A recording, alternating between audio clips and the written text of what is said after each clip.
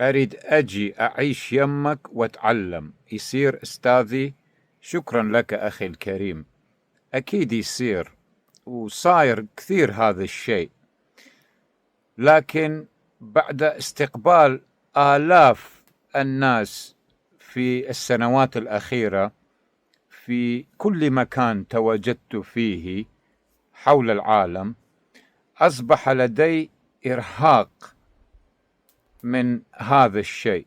كانت كلها على العفوية، أي كان يريد أن يراني أو يزورني فتقبلته بقلب مفتوح وأتى ليراني، وتعلمنا الكثير مع بعض.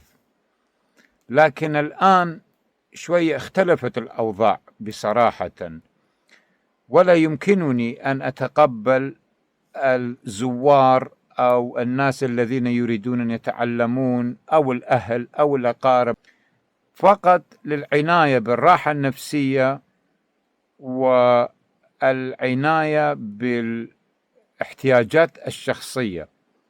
إن شاء الله يجي يوم وراح أقدر مرة ثانية أن أتقبل كل واحد يريد أن يزورنا.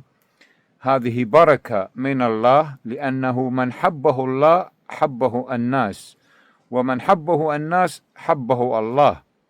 هذا الشيء نعرفه منذ القديم لحد الآن.